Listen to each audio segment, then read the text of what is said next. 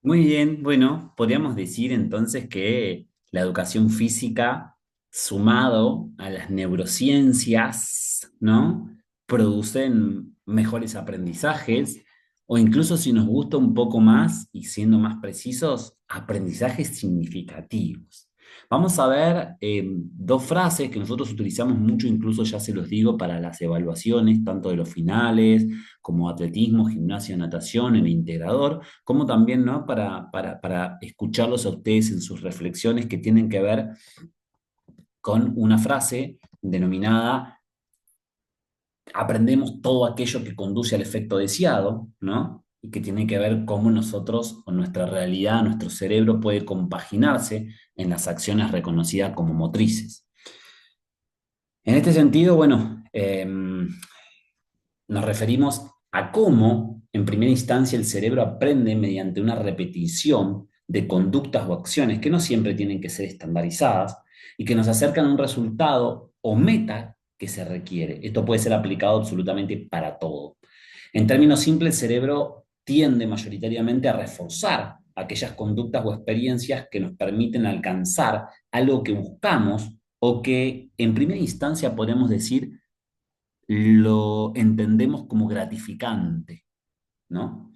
Por ejemplo, si nosotros aprendemos a andar en bicicleta y al principio nos caemos, porque eso sucede siempre, incluso en mis comisiones los hablamos en la clase de la semana pasada, pero luego lográs mantener el equilibrio, nuestra corporeidad y mucho más precisamente el cerebro asocia esas acciones que realizaste para llegar a este resultado exitoso, si se quiere, mantención del equilibrio, con una sensación de un logro o también denominada como recompensa, palabra que se utiliza mucho incluso en el ámbito académico. ¿Y qué sucede con eso? Bueno, la próxima vez el cerebro nuevamente va a recordar lo que hiciste para conseguir ese efecto deseado, que es andar en bicicleta sin caerte, claramente, ¿no? Y te va a motivar, perdón, a seguir repitiendo entonces estas acciones o estas secuencias. Y esto se relaciona entonces con el concepto de refuerzo positivo que enseña, ¿no? Como decimos acá. Y está haciendo referencia a cómo este refuerzo positivo es una herramienta poderosa para aprender, poderosa para llevarse algo valioso a su corporeidad. O sea, es el proceso en el cual se fortalece el comportamiento o la acción mediante en la cual se obtiene la recompensa. En neurociencias, esto se relaciona con el sistema de denominado dopamina, ¿no? En el cerebro, que es algo muy estudiado por la química, ¿no? En la cultura del reconocimiento de los patrones del cerebro, que se activa cuando experimentamos algo placentero o que nos da placer, que nos da gratificación, que nos da escollor, que nos da lindas acciones, ¿no? Y que se tiende a recordar y a fomentar la repetición de esa acción. ¿Qué ejemplo podemos dar? Más allegado a otra cuestión, bueno, cuando alguien recibe un elogio o, por ejemplo, puede suceder en deportes individuales, cuando obtenés después de una evaluación una alta calificación, eso puede ser un examen, o puede ser en una acción concreta en la pista, en el tatami, que siempre decimos en el natatorio. La recompensa actúa como refuerzo positivo, lo que enseña que esa forma de estudiar, que esa forma que vos utilizaste para realizar y haber obtenido esta evaluación, que trae elogios consigo y que trae un montón de beneficios, va a ser la ideal para después seguir estudiando. Y en contraposición incluso nos enseña, sin reconocer las neurociencias, que hay caminos por los cuales recorremos que no son los ideales. Y entonces los dejamos de hacer incluso sin saber de neurociencias, sin saber de las ciencias aplicadas a la educación, las ciencias de la educación, y entonces buscamos otros caminos, ¿no? Por eso es importante, ¿no? Contestarnos esto. ¿Qué podrá hacer nuestro cerebro cuando nosotros accionamos motrizmente y aparecen estos dos elementos fundamentales? Un camino que nosotros planteamos como válido, siguiendo los sesudos reconocedores de esta cuestión, es, bueno, el primero, los hábitos motores, que es reproducir los movimientos conocidos. Por eso en la pista de atletismo, por ejemplo, se enseñan todo el tiempo las técnicas deportivas cuando los niños no compiten, cuando el objetivo principal no es la alta competencia ni tampoco ganar, sino la propia práctica en una escuelita deportiva, pero se enseña la carrera levantando muslos. En la gimnasia se enseñan las secuencias. En la natación se hace una efervescencia, y aunque a veces válida, ¿no? Sobre la técnica y demás, antes que algunos otros aspectos globales. Luego vienen los aprendizajes nuevos. Una vez que uno realiza determinado hábito motor en determinada motricidad, entonces aparece un aprendizaje nuevo, cuando esa persona ya puede replicar eso en la situación ideal. En una técnica de carrera podría ser en una secuencia de una carrera, o de un salto, o de un lanzamiento, ¿no? En cualquiera de ellos. Y después viene el movimiento similar, pero ojo, nosotros decimos acá, no es idéntico porque es similar, lo que te da una apertura de que este aprendizaje va a ser incluso más significativo. Por eso nosotros decimos, tenemos que enseñar a lanzar de diferentes ángulos, lanzar con diferentes texturas, con diferentes tamaños, ante diferentes temperaturas, en diferentes escenarios, ante diferentes estímulos, y así sucesivamente, para entonces poder generar que de la cuestión desfavorable que se cree en un inicio para el hábito motor, también puede ser multifacético, lo que antiguamente se reconocía como acervo motor y demás. Y esto entonces es una tendencia a reproducir siempre los hábitos que nosotros ya hemos consolidado. Por eso es que nosotros a veces utilizamos y hablamos de la palabra competencia, en la cual nosotros hacemos algo, podemos realizarlo, incluso hasta podemos verbalizar sobre ese hecho que es también muy importante e interesante, ¿no?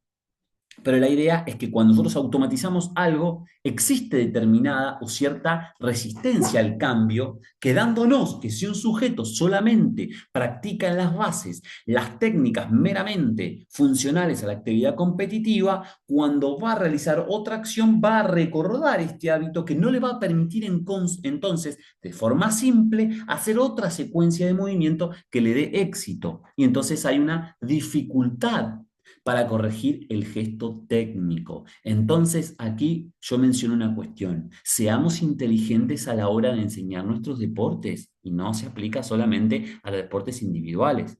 Seamos inteligentes a la hora de seleccionar cómo nosotros podemos abrir para que el sujeto, niño, niña, adolescente, adulto, muchas veces incluso también adultos mayores cuando empiezan por primera vez, lo hablamos en Deportes Individuales uno en iniciación deportiva, ¿no? Tratemos de lograr un aprendizaje que sea holístico, que sea global, también atendiendo a esta necesidad del hábito motor y la reproducción de este esquema. Veamos entonces algunas máximas, si le parece, o una máxima fundamental en esta cuestión, ¿no? Sobre todo aplicado a los deportes individuales, fíjense ustedes las imágenes, el arco, acá aparece una persona corriendo con una técnica, los eventos, ¿no? Acuáticos y la preparación física, ¿no? Que mayoritariamente se utiliza desde una perspectiva individual, malamente si se quiere, ¿no? Y cito, el aprendizaje de cualquier destreza, movimiento, pensamiento, digo incluso, permiso a la cita, pensamiento, y sigo la cita, progresa cuando aquellos movimientos realizados poseen consecuencias positivas, o sea, se consigue lo que recientemente nosotros reflexionamos como efecto deseado, ¿no? Mucho más incluso en aquellas secuencias que son súper precisas, donde no solo domina el aspecto para ganar o para triunfar de lo físico, sino también aquellos aspectos que son colaterales como lo emocional. Algunas preguntas que nos gustaría hacerles a ustedes y que pueden ayudarlo mucho para ver si esta primera parte va, ¿no? Reconociéndose y se puede integrar a todos los saberes que ustedes tienen en estos 2 o 3 años de estudio o más incluso, ¿no? Bueno, ¿qué papel juega aquí la repetición estandarizada? Y acá tenemos que ponernos en el valor de entender que la iniciación a los deportes de base, tienen que ser construidos desde la globalidad, pero que en un momento también se requiere de una repetición estandarizada determinada para que esa huella neuronal que nosotros estamos mencionando recién se consigne como una aprehensión, como una comprensión, como un aprendizaje significativo en el cuerpo del sujeto deportista, ¿no? ¿Dónde podemos ubicar la realidad del ejemplo motor, la realidad de la motricidad. ¿Qué pasa entonces con un elemento? La demostración. Explico, demuestro, ejecutan. Explico, escuchan. Demuestro, observan, ejecutan. Cuando ejecutan, ejecutan lo que observaron a través de la percepción visual, entorno se cumplimenta con la verbalización, oída reflexionada por nuestros oídos y reconstruida a través de nuestros saberes anteriores. ¿Dónde queda ese papel de la demostración? La enseñanza en los deportes individuales, ¿es automatización pura o entonces podemos hablar de una libertad de ejecución? Ante estas preguntas, por favor, simúlense para su respuesta, en primer lugar, ¿a quién estamos educando? Porque un entrenador como el entrenador de Zimbayeva, que ahí les dejé hace un ratito el video, y que va y besa y abraza y se emociona con el primero, incluso mucho más que sus familiares o personas más allegadas, denota algo, ¿no? Uno todo el tiempo como entrenador debe generar aprendizajes.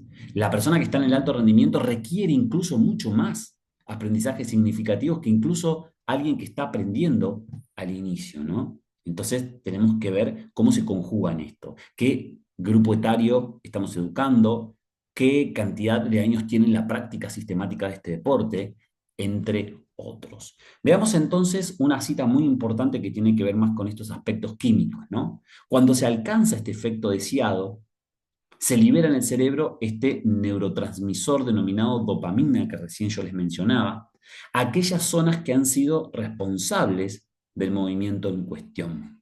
Fin de la cita, ¿no? Esta área tegmental ventral, denominada BTA, que si se pone un poquito más experto es súper importante lo que sucede y súper importante entender cómo se llegó a reconocer todo esto, ¿no? Que se encuentra en el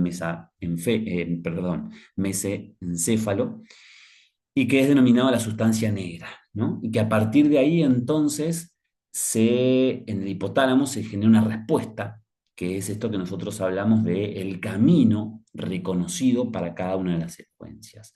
Esto no solo funciona así en el mundo de los deportes, porque incluso es donde por ahí menos avances hay. Imagínense en las mentalizaciones, imagínense a la hora de observar el cine como espectador, imagínense cómo esto funciona para los actores y las actrices, que también tienen un desarrollo muy importante en la corporeidad y que nosotros no estamos siendo expertos de ese lado del dramaturgo, ¿no? ¿Cómo sucede esto a la hora de la lectura? ¿Cuántos de nosotros y nosotras apasionados por las lecturas generamos un camino determinado que nos da, ¿no? Este neurotransmisor y nos permite de que aún cerrando los ojos del cansancio, la recepción de esa información nos dice seguir leyendo, que hay algo que me atrape que quiero saber. Y ese camino siempre no está adelante como esa zanahoria necesaria de la cultura, ¿no? Denominada cultura. Vamos a ver cuáles son las funciones vitales de la dopamina. Uno, regula el movimiento del cuerpo y por tanto nos permite, si se quiere, controlar los movimientos. Mejora la atención y la concentración. ¡Wow! Menudo problema, por eso es que todo el tiempo se utiliza incluso como verbo, ¿no? Estás dopado, ¿no? Estás hablando, y obviamente estamos hablando de una cuestión introspectiva que tiene el cuerpo del sujeto, ¿no? No a través de productos ergogénicos u otros, ¿no? Participa en el control del comportamiento, y que permite entonces llegar a las metas y objetivos que uno se traza. Sobre todo en niños y adolescentes, fíjense que hay matizaciones de grandes deportistas que han escrito papeles, yo quiero llegar, ¿no? O ustedes mismos, ¿no? Cuando se ven en el triunfo que le están dando el título, todo gabirrete y tirar, ¿no? Esa cuestión. Eso tiene que ver con la dopamina. Promueve la memoria y la capacidad de aprendizaje. Participa en el equilibrio del estado anímico, porque uno está con dopamina, ¿no? Regula el sistema de recompensa necesario a la hora del triunfo, colabora en el proceso de aprendizaje ayudando, ¿por qué no?, a memorizar o retener determinada información importante. Si uno no está motivado frente a esta cuestión, si uno no está afectivamente predispuesto, es mucho más difícil que se produzca toda esta retención de información. Influye en el ciclo del sueño también, muy estudiado, aunque con no tantos reconocimientos, y regula la producción de prolactina, una hormona relacionada con la lactancia y con el estrés. ¡Wow! ¡Cuánta información! ¿No? Tenemos dos grandes ideas que queremos compartir con ustedes, aparte de las dos ideas recientemente mencionadas, que tienen que ver con. La primera es la importancia del feedback, que en realidad no es retroalimentación, porque gracias a la complejidad, a la complexitud, nosotros sabemos que no hay que ir hasta el final para obtener un conocimiento, sino más bien es realimentación constante, o sea, no tiene que finalizar el proceso para tal, pero así quedó por su mención en inglés, feedback, donde los estudiantes, también mencionaba atletas porque son aprendizaje, las prácticas, sepan si el camino que están recorriendo es aceptable, es bueno, es regular, es positivo, ayuda a fijar el aprendizaje, ni más ni menos que refuerzo positivo. Por el otro lado, el resultado que estás esperando. Si nosotros sabemos que hay determinados atletas, deportistas, estudiantes que ante determinados resultados esperados en su praxis, en su ejecución, en su tarea motriz, eso va a obtener una mayor probabilidad de seguir con esos resultados que alguien que no los logró. Por eso nosotros también decimos, chicos, planifiquemos. Y planifiquemos sobre la base de la individualidad.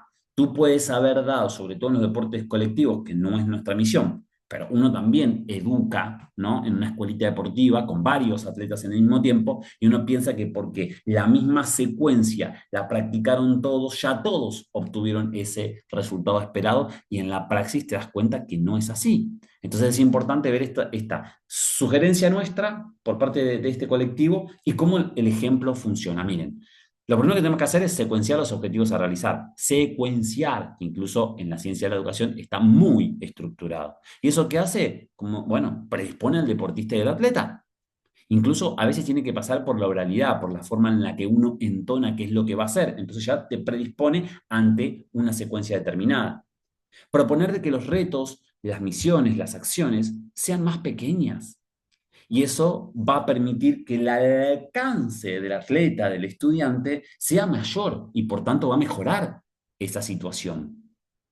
Que la organización del estudiantado sea consecuente a la tarea motriz realizada.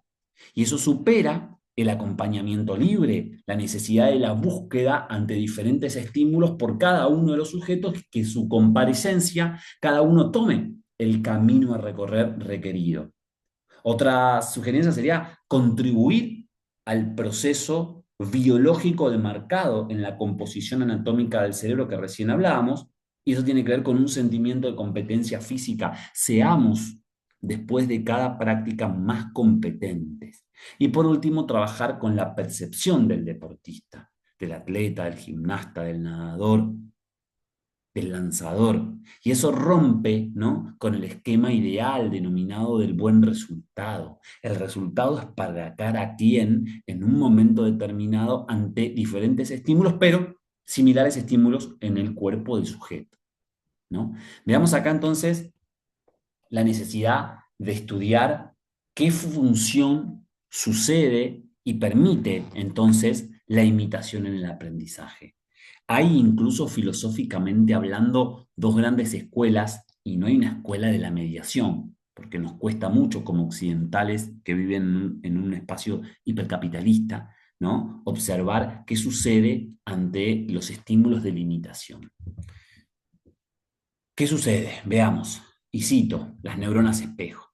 Son un grupo de células nerviosas o neuronas que se activan durante una actividad concreta y también al observar a otra persona que realiza la actividad. Dicha actividad observada estimula el sistema nervioso, que es reflejo del cerebro, tal como lo haría si la propia persona hubiera realizado la actividad. Fin de la cita. Esto es importantísimo.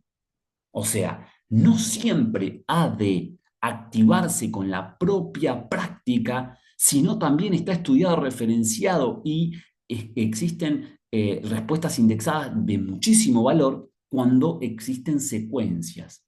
Yo recuerdo una cuestión que me sucedió a mí cuando estaba estudiando como ustedes en el profesorado, que me tocó ir a masajear a un deportista récord olímpico en la actualidad, récord del mundo en la actualidad, en un país del Caribe. Y en ese momento justo se había lesionado hace una semana, yo no sabía de eso, en ese momento el internet no era tan, no fluía tanto como ahora, y me dijeron, no, mira, el atleta no vas a poder masajear, está en masaje estrés de la carrera, porque está lesionado.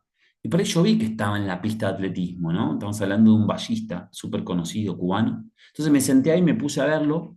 No hacía calor, era más o menos la época de septiembre, agosto, pero era un día de mucho viento. Y estaba abajo de la sombra, pero estaba sentado en la pista, y yo veía cómo estaba sentado en una silla, mirándose uno con otro, entrenador o psicólogo, nunca supe, estaba mirando, estaba con los ojos cerrados, pero no solamente cerrados, sino con un pañito acá, y se ve que le estaba diciendo algunas cuestiones, ¿no? El psicólogo, el entrenador, nunca supe, y lo vi transpirar, sudar, emocionarse, haciendo movimientos desreceptivos que no eran propios de una persona que está jugando. Y así estuvo una hora y media. Y cuando yo me fui con muchas preguntas, a lo largo del tiempo me di cuenta, estaba entrenando,